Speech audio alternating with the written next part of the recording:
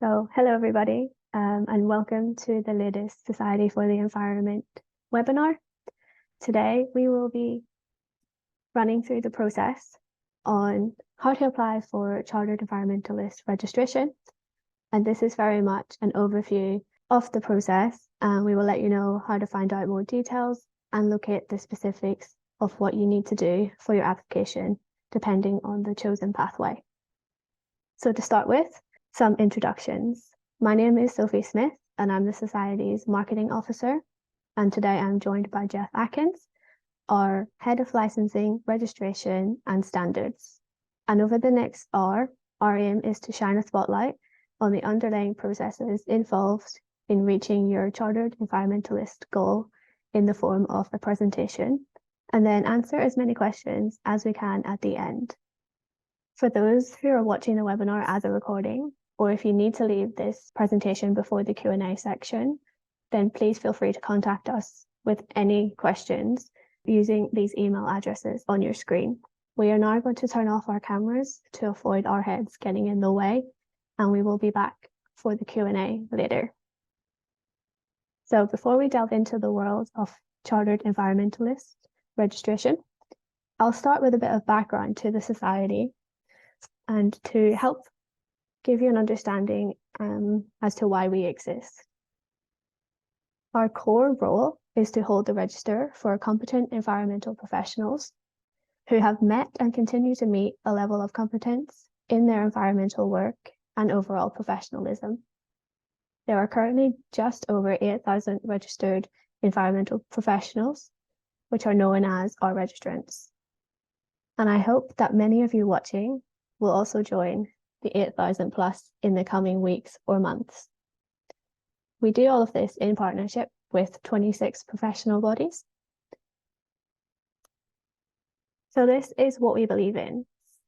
The sentence on your screen is a touch long-winded, but essentially through the Royal Charter, we exist to champion sustainability through environmental professionalism. We believe that proven, competent environmental professionals across all sectors are key to a sustainable future. So put simply, we want the decisions that impact the environment to be made by those with proven competency. These are the three different professional registrations that we regulate: Registered Environmental Technician, or REnv Tech, Registered Environmental Practitioner, or REnv-P, and the Chartered Environmentalist, or CEnv. These registrations are positioned in a progressional way. Some will use the REnv-P as a demonstration of a solid commitment to being on that progression ladder towards chartership, for example. But then having said that, the REnv Tech or REnv-P might be the level for you, with CEnv being a bit unrealistic, at least at this point. And that is absolutely fine. Essentially, these are the global benchmarks for excellence in environmental practice, ensuring our workforce and businesses are equipped to tackle the environmental crises that we are facing, so together we can build a more sustainable future. So, who is a CEnv and how do you fit into that community? Chartered environmentalists come from a huge range of roles and sectors. The job titles shown here are a tiny percentage of actual job titles from our current CEnv registrants. If you spotted your job title, well then you can probably shout bingo. But the main point is, you will be joining a vastly diverse community of professionals, and you're likely to be very much welcomed with your job title as well.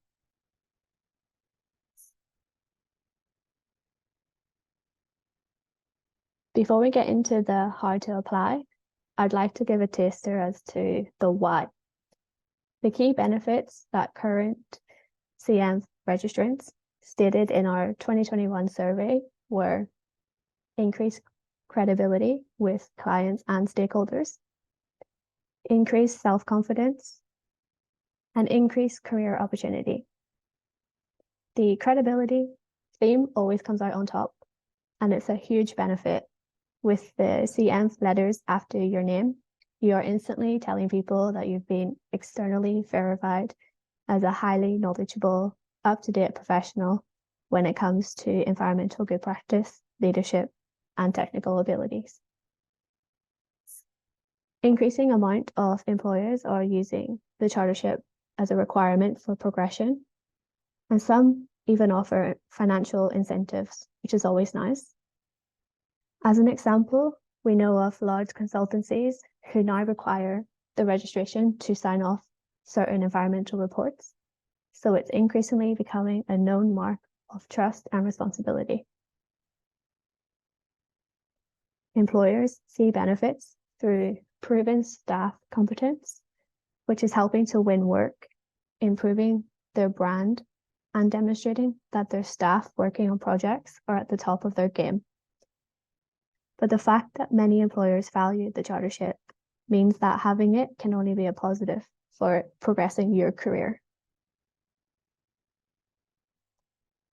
The last word from me now. So achieving the CEnv will put you on par with 8,000 chartered environmentalists from a vast range of sectors, roles, and across the world, who are all making evidence-based decisions with proven competence and professionalism. You will be part of a global community of professionals who have committed to use their expertise to address environmental challenges. The CEnv, RMP, and RMTech registrations bring you all together, and we think that that is hugely important to creating a more sustainable world. So I'd now like to hand over to Jeff to run through the core of today's webinar. So over to you, Jeff.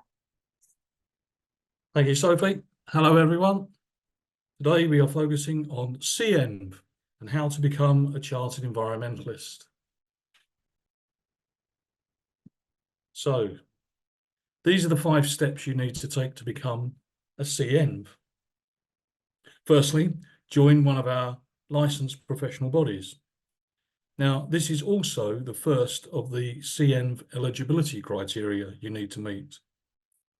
The others are to have acquired a level of knowledge equivalent to a master's level degree, possess sufficient relevant practical experience to be able to demonstrate the CEnv competences, be willing to comply with the Society's Code of Professional Conduct, be willing to comply with the requirements of your professional body and the Society relating to continuing professional development. But back to the application process. Here are the names and logos of the 26 professional bodies we currently license to assess and register appropriately qualified and experienced individuals for CEnv. We will soon be announcing our 27th licensed professional body. Now you need to join the one most appropriate to your sector and speak to them about your plans to apply. They will provide you with an application pack to complete and submit for your assessment. Now, apart from completing an application form, they may ask you to include your CV and CPD record in your submission. If they are satisfied with your application and you meet the eligibility criteria, you will be invited to attend an interview. The final step before registration is to sign our Code of Professional Conduct. Now, all the way through, your professional body will tell you how they run their CEnv assessment process and any associated fees. When you apply for CEnv registration, you are providing evidence that you meet all 11 CEnv competencies. These are in 4 groups. A and B will focus on your sector and as such may be contextualized by your professional body.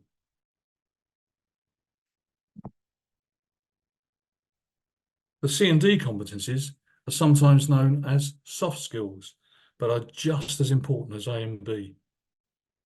Please note competence D1, which is about doing CPD to maintain and enhance competence in area of practice. This is important in not just gaining, but retaining your CEnv registration. Okay, so a quick reminder of the 5 steps you need to take in your journey to Chartered Environmentalist registration. Join and speak to your professional body, one of our licensed professional bodies, about your plans to apply. Complete and submit your application, attend your interview, and sign the Code of Professional Conduct. The key contact throughout the whole application assessment process is your professional body. Sophie. Thanks, Jeff. So picture this scenario. You have been successful in achieving your CEnv goal. What can you expect to happen next? Firstly, your professional body will inform us of your successful application, which will then trigger us to add you to the official register here at CEnv. We will send your official CEnv certificate to you in the post with a CEnv badge. We will add you to the online directory of registrants on our website, which you can use to prove your status to clients and so on. You can start to use the CEnv logo on your email signatures and the CEnv letter after your name on LinkedIn, your CV, and everywhere that you can think possible. So now you've gone through that effort of gaining the chartership. You probably want to keep hold of it. So there's 3 key steps to do this. Remain a member of one of our licensed professional bodies. This could be the professional body you achieved your CEnv with. So if you applied with CIOB, you could stay with them as a member, or you can transfer to another one of the 25 other options for whatever reason. And as Jeff said a short while ago, the second point on this slide is important in not just gaining, but retaining your Chartered Environmentalist registration. You will need to continue to complete and record appropriate CPD activities each year.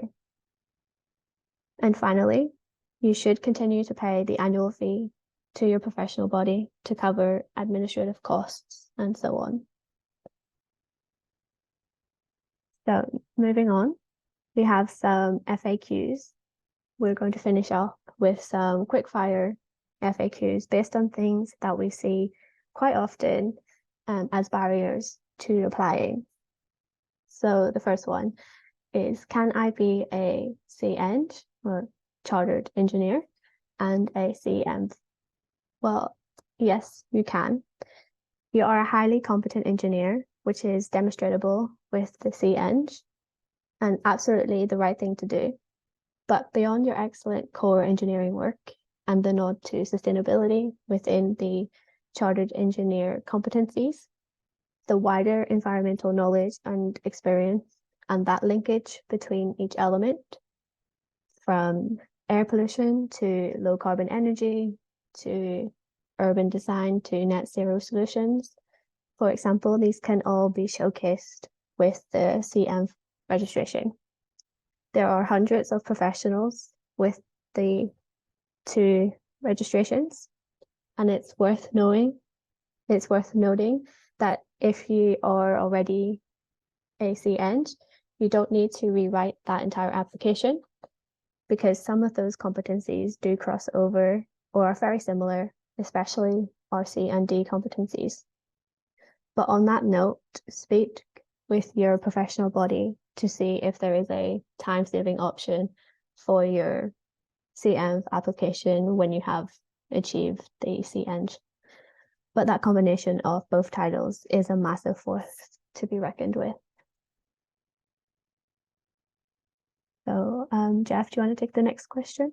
Yes, please. So how long does the application process take? Well, that's a very good answer. I suppose following on from that is, well, what does it depend on? Well, it can depend a lot on whether or not your professional body has what they call application windows. So they might only accept applications 2 or 3 times a year. If you apply at the beginning of that application window, that might take a bit longer than if you wait till towards the end. And it might depend a lot on how quickly they can organise your interview. Have they got interviewers, assessors available? It might take a little while, but equally it might not take long at all, and you might find it goes. The process is pretty quick. If I was to give an estimate, I'd say you're probably looking from the time you submit your application pack to the time you'd get your registration confirmed. You're probably looking at 6 months, but it might take 3. But I would say on average 6. The big thing, though, with a lot of these questions and a lot of the answers are, it's really your professional body that will give you more guidance on how long their particular application process takes. So speak to them. Absolutely. So the next question, do I need to meet all of the CEnv competencies? Well, in short, yes, you do, but you don't need to use a completely different project or piece of work for each competency. You can hit multiple at a time, so don't make things more complicated than they need to be. You can do multiple for the same project. I don't have a master's degree. Can I be a CEnv? Earlier on, I talked about you need to have a level of knowledge equivalent to a master's level degree. So yes, you certainly still have the opportunity to be a CEnv. You just need to be able to show when you apply that you've got that equivalent level of knowledge to a master's degree. Now that will be determined by your professional body. So again, speak to them, tell them what academic achievement you've got, what level of knowledge you've got, and they'll let you know whether or not that meets their requirements. Absolutely. Okay, so once again, if you are watching the recording or you need to leave early, then please feel free to contact us with any questions via these email addresses on your screen. But if you do have a question, I think now is the time to drop them in the Q&A box to ask a written question, or again, if you do want to jump on the microphone and speak to us with a question, then please do raise your virtual hand and we will try to get through as many of these questions as we can. Right.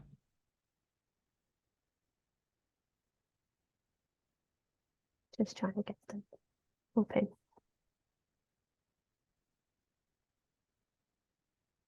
So we've got 12 questions, 13, crikey. Okay, so the first question is, this destination is provided regardless of specialization? Yes.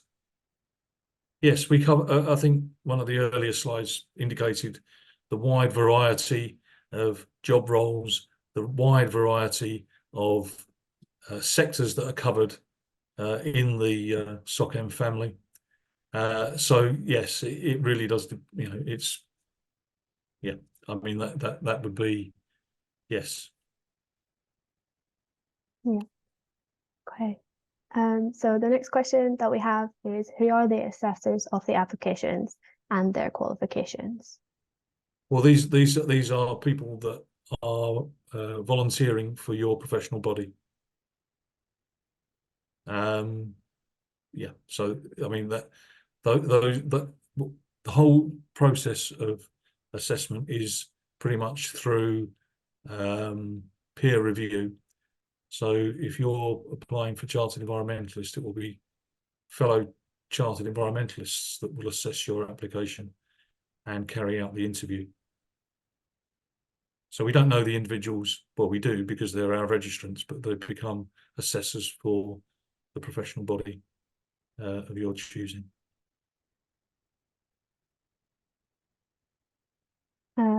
We have another question that's around something similar? Is it the same process to apply for CEnv through CIOB? Well, yes. CIOB are licensed by us to assess for Chartered Environmentalist. What they do to assess people for Chartered Engineer is not really something that we would get involved with. But I would suggest that the process is quite similar. If it's actually CEnv, and I think you've put CEnv there, it would be, yeah, I mean, they would, I would think they would do the same process. Yeah, it's more a case of talk to them to find out exactly the process. I didn't want to say that again Yeah. because it seems like it's the only answer, but that is so true. They will be able to tell you what actually Yeah. the requirements are and who the assessors are. What are the basic education, training, and work experience requirements? I think we kind of covered this before. It was like there's no set basic education that you need as long as you can prove that you meet those competencies in the work. Do you have anything to expand on, Jeff? Well, yes. I mean, it's level of knowledge up to equivalent to a master's level degree.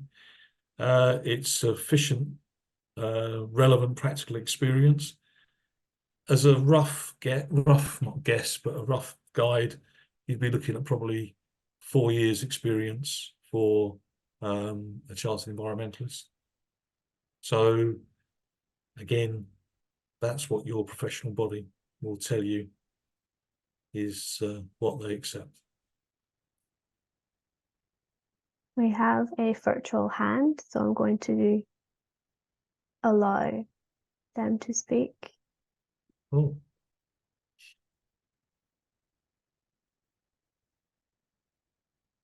I think they should be able to do that now. Hello? Yeah, hello. Can you hear me? Yes, we Yes. can. Yeah, I was just typing it. My question is, we have a PhD. Does that extra bit you've done beyond the master's level degree account for the competencies you need to get to CM? Well, maybe that's something that the professional body of your choosing will tell you. They carry out the assessment on our behalf. That's why we license them. They will be able to look at what academic evidence you've got, look at the master's degree that you've got. Is it relevant to the environment and sustainability? And what other stuff have you done, and what evidence can you provide?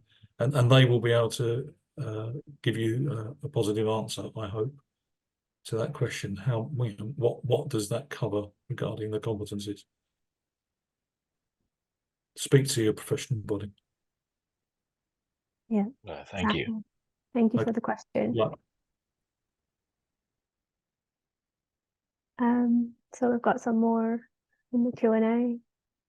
Who do I contact at CIOB for the CEnv process, and is there a form to complete?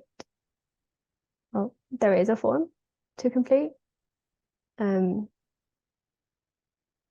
Jeff, do you want to take the rest of that? Well, we have on our website contact details of all the membership departments of all our licensed professional bodies.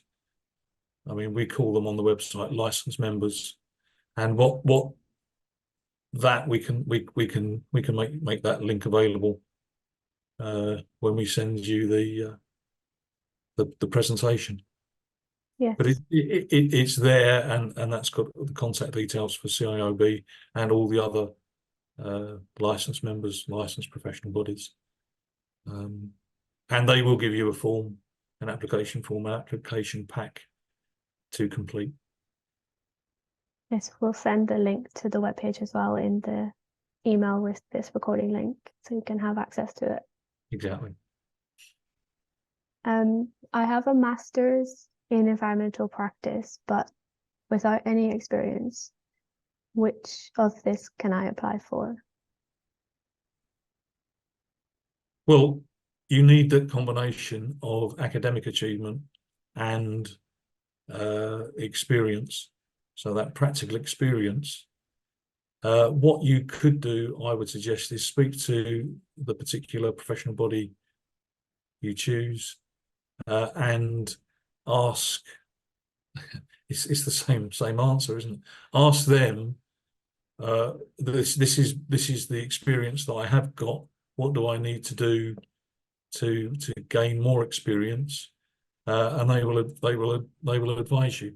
They might allocate you a mentor who has been through the process, has got that experience, and can give you guidance on what sort of things you should be doing. But it's not just, well, I've got a master's degree, therefore can I have it? No, you need that combination of, as I say, academic experience, knowledge, and practical experience. Speak to the professional body.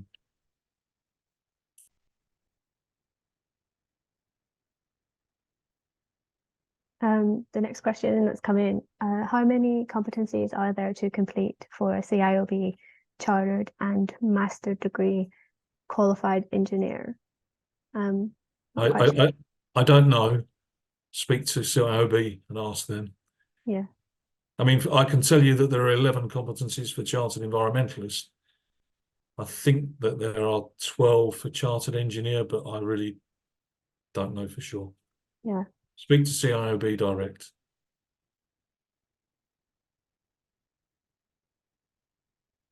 We have a similar one around education. If you have a master's degree in a relevant environmental discipline, does that meet all of the CEnv requirements?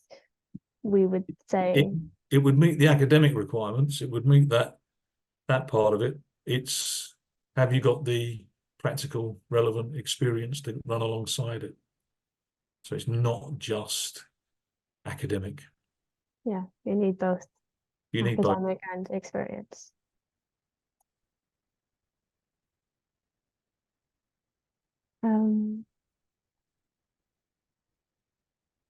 Another question around education. I have an MA, but not in sustainability. Is that still relevant? It may be, depends it's whether or not you've got that level of, you can show you've got that level of thinking. Are you thinking and working at master's level as well as knowledge? So it might not be a sustainability degree. It might not, the subject matter might not be environmentally focused. But if you're showing that you're working at that level and you've got good experience to run alongside it, your professional body might say, well, yeah, actually that is okay. That is sufficient. It does meet the requirements. I'm not going to say it, speak to them. We've been saying that too much. No, you know by now that you should speak to your professional body about it. Yeah. So the next question is, I am seeking an environment and agency related job in the UK. Can I use my previous experience in Hong Kong to apply for CEnv? I am a chartered engineer. Is there any routes to, I'm guessing they mean CEnv? Yes, I mean, there's all, yeah. You need to speak to the professional body that you choose and tell them what experience you've got, what qualifications you've got, and they will tell you whether or not you meet the requirements. They will judge whether you meet the eligibility criteria, whether you meet the competencies, and if you don't, what you need to do to be in a place where you do meet them. Yeah. You only pay for one society. For example, I am a member of CIEM, CIWEM, working towards chartership this year. Would I only pay their fees if I was aiming for both chartered, their C.WEM and CEnv? Okay, so we would charge CIWEM a fee for registering you as a chartered environmentalist. they would then charge you that fee. What they charge for their CEnv is something I don't know. That's what they decide to charge. We only charge a flat registration fee for a new registration, and then another half that for a renewal. So you would only pay, you don't pay anything to us. You would pay CEnv, but then what they would actually charge you above what we would charge for registration. Again, that's something that they would tell you. They may well charge an administration fee for carrying out the assessment process. That's not something we insist upon or tell them about. You need to speak to them. But I can't see that they would, if you're doing both at the same time, why they would charge you too much on top. So but speak to them. They'll tell you what fees they charge.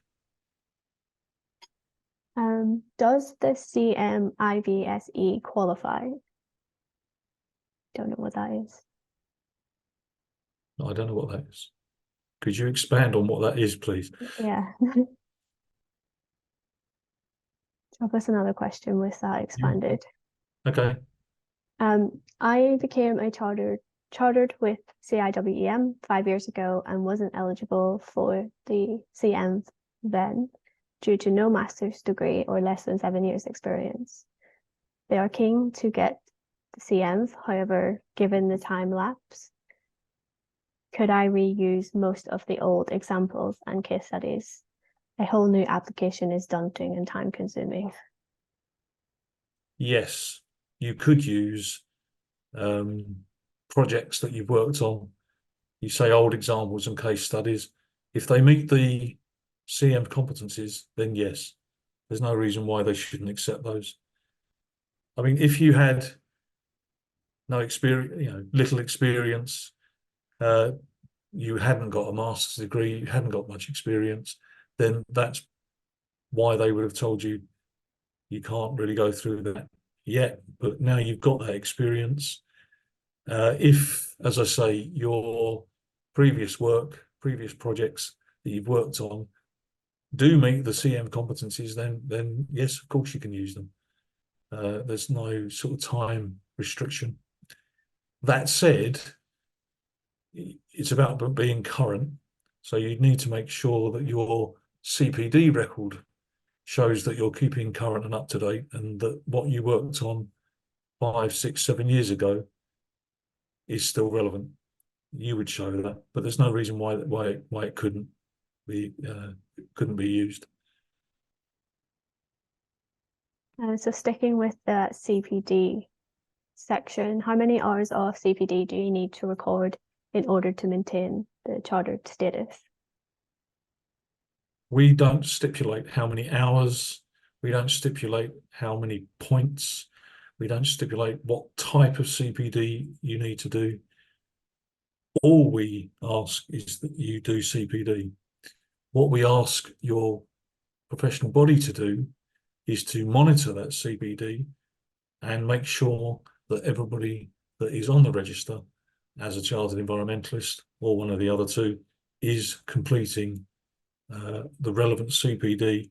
And as I said in the presentation, to keep up to date and remain relevant, your knowledge relevant and well, just up to date really. So again, your professional body would be able to tell you what their CPD requirements are. There's a variety of ways they do it. They might say 30 hours, they might say 20 hours, they might say 50 hours, they might say talk about points, and each activity is worth so many points, and you've got to achieve so many points. There's things like formal CPD and informal CPD. So something that you did that contributed to your CPD, but your development, but actually was not paid for. It was in a voluntary capacity, so that might be classed as something different to that formal CPD where you attended a course or completed a qualification or whatever. speak to your professional body, they'll be able to tell you. Yep. Okay. The next one is, how much does it cost for the CEnv registration? In 2024, the registration fee for a new CEnv registration is a excellent value, £100.80. Now that is for that first year of registration. Following that, subsequent years, whatever that registration fee is, it will be halved. So if you were renewing this year, it would be £50.40. And that's all that we charge for CEnv registration. Excellent value. Yep. So another question's come in around application. Do they submit the completed application to the professional body and ask them to forward it to CEnv?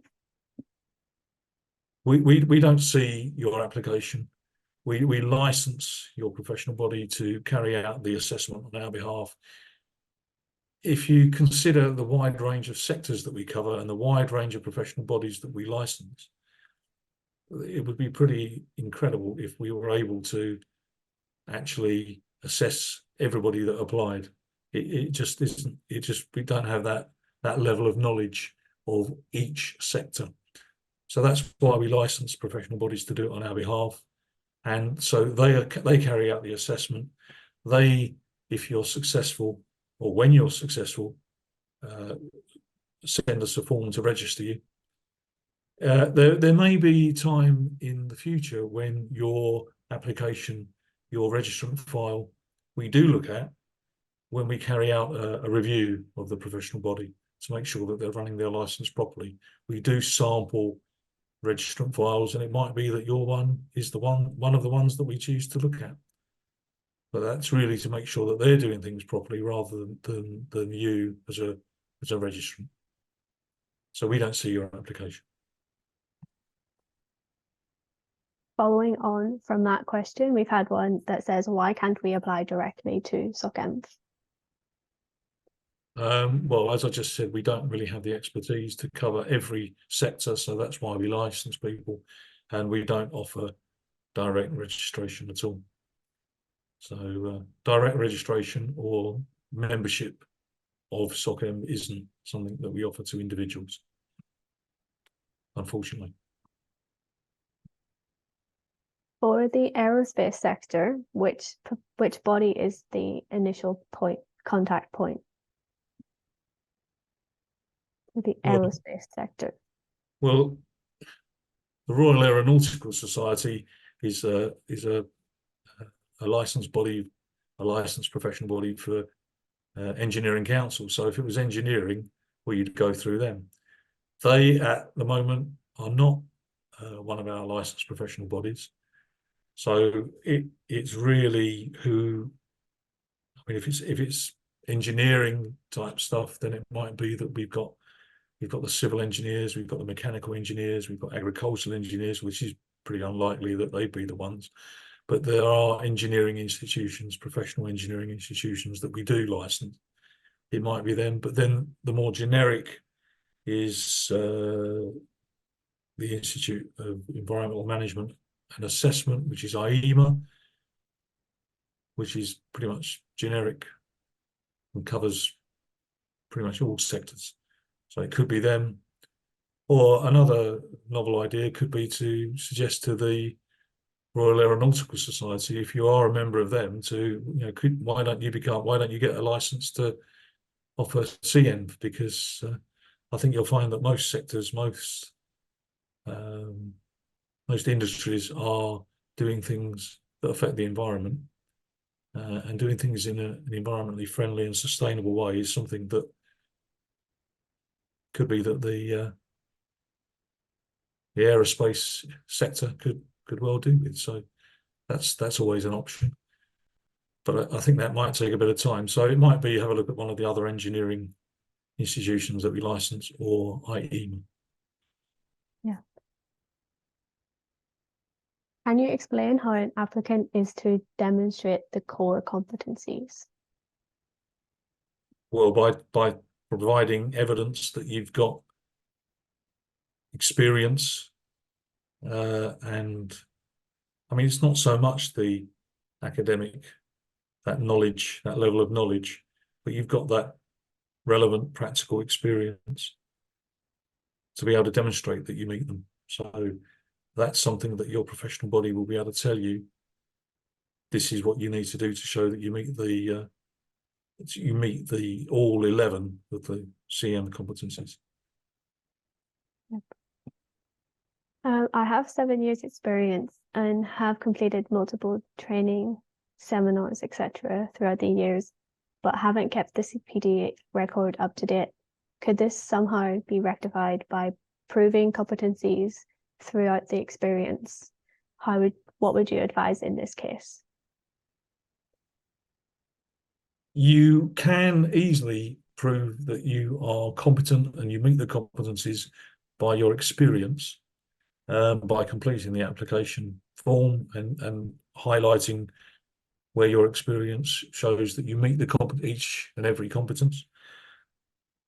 But you are going to actually have to do CPD to get that, show that you're undertaking the CPD, and more importantly, to keep your registration, you'd have to undertake CPD and record it.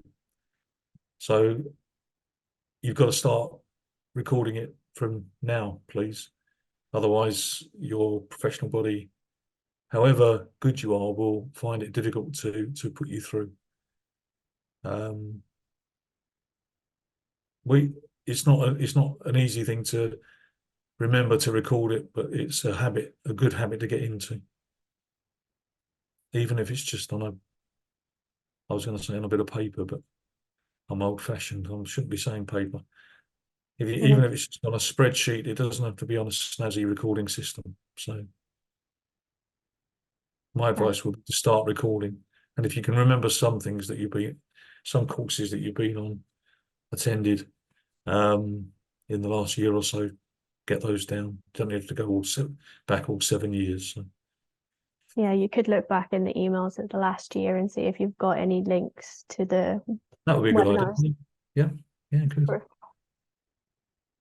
The next question is, what's the difference between the CEnv and the Chartered Scientist, and how could I choose which is best for me? That's a question that you could be quite, well, it's quite easy to say what the difference is. One's about the environment and one's about science. It depends which one to choose. I mean, would you regard yourself as an environmentalist or a scientist? Which is your main focus? If it's science, then you probably want to become a chartered scientist. If you're working in more environment, then I would say become a chartered environmentalist if you're involved in environmental projects. But as we said, in answer to one of those frequently asked questions, can I be CEng, so chartered engineer, and CEnv? Yes. Can you be both? Yes. So consider both rather than one or the other. I'm biased, so I would say, choose the best one is chartered environmentalist. But to be fair, it really depends on what the main focus of your role is. So if your main focus is science, then probably chartered scientist is the one you should go for first. And as the environment and sustainability comes more into your role, then go for chartered environmentalist.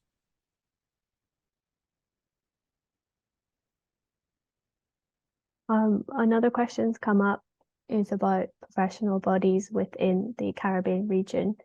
Is there any plans to license one in the Caribbean region? We don't currently have any licensed professional bodies in the Caribbean region. We don't currently have any professional bodies from the Caribbean region asking about becoming one of our licensed professional bodies. We have licensed professional bodies who do have offices, they do have a presence overseas, Hong Kong, Australia, certain parts of the Middle East and that, but I'm not aware that there's anything in the Caribbean. So it wouldn't. No, there isn't. But there's no reason why there's no reason why if a professional body that is based in the Caribbean wanted to become one of our member bodies and get a license, we wouldn't say no because you're in the Caribbean, it's too far away. Or I'd be quite happy to carry out a visit to ensure that they do meet the criteria. But we currently don't have anybody. But have a look at the list of licensed members, our licensed professional bodies, and see if there's any there that you could join in the meantime. We do want more professional bodies involved as much as possible as well. So if we can get more, that's great. Well, yeah, exactly. Yeah. Yeah. Will you be sending a list of assessors? And are the assessors able to assess potential candidates from another country? We don't have a list of assessors. We don't have assessors ourselves. As I said previously, those assessors are volunteers for each of the licensed professional bodies. So depending on who you apply through, who you join and apply through, that would depend. That would depend on who the assessors are that are assessing your application. Yeah. So that's the thing. It's not something that we would know. Yeah. Is there a list of professional bodies for the Middle East? There's a list of professional bodies, full stop. Licensed professional bodies are on our website. We're going to send that link. There's none located. Of the current 26, there's one not located in the United Kingdom, and that's in Ireland. So that's Engineers Island. But we're not against having a member body, a licensed professional body from any part of the world. The thing about I mean, not that there wasn't really anything good that came out of the pandemic, but we've got used to doing things remotely now. So whereas previously we might well have said, well, yeah, how are we going to visit that? That's not really sustainable for me to fly out to the Middle East to carry out a visit to ensure that somebody meets the criteria. And I'm talking about the professional body. Now we can do things online, like we're proving today. We can have a hopefully successful webinar with over 100 people joining from potentially all over the world, and we can talk to you rather than, well, you've got to be able to come to London, or you've got to be able to come to Birmingham for a presentation that lasts an hour and a half, which just never really works. So the possibilities are a lot more open than they used to be. Okay. Hope that helps. So I've got a question that says, I'm a member of IAIA. How does this help with becoming a CEnv? I'm afraid I don't know what IAIA is. Yeah. I don't know. Well, if they're still here, maybe you could expand on that slightly. I mean, unless they're on our list of licensed professional bodies, those 26. Oh, and I can see a question that says, could you share which is the 27th licensed body with the CEnv? Yeah. I will. Okay, I will. I might get in trouble, but I will. It's the structural engineers. So it's the Institution of Structural Engineers, and they're becoming a licensed professional body, will be announced very soon. I've forgotten what the original question was because I answered that one. But yes, so that's who it is. That IAIA. International Association for Impact Assessment. Well, your membership of them and I mean, that might be of interest to one of our licensed professional bodies. It's not. I'm not aware that they have any sort of mutual recognition agreement with any of our members, so it might not make any obvious be any obvious help. But that's something that for them to the professional bodies to decide. I'd speak to somebody, one of them. The final question that we have says that they would like to know if chartered engineers working on projects that are not directly related to environmental practices with sufficient years of experience in some related fields, such as developing new sustainable materials, developing new technologies and solutions that contribute to sustainable development, are they still eligible to apply? Yes, but if it's not, if your work experience is not directly related to the environment, then you know, I mean, if you've got that experience, you say in there we've got, you know, sufficient years experience of some moderately related fields, it's whether or not that experience and those projects do meet the CEnv competencies. There's no reason why, if you're a chartered engineer, you couldn't meet a lot of the competencies that we've got. But again, and I know it's boring, but your licensed professional body, whoever you choose, I mean, I think that said IOM3, so they're one of our licensed professional bodies. So, you know, they do chartered engineer. It might be that you've got your chartered engineer through them. They would be able to let you know what you need to do to fully meet the CEnv competencies. So it might be worth having that conversation with them. And to answer the first part of that as well about being late, don't worry, we will be sharing this recording as well, so you don't miss anything off the full presentation. Yep. The final question that we have is, will you invite other engineering institutions like IET and CIBSE to be a licensed body with CEnv? Yes, we already have.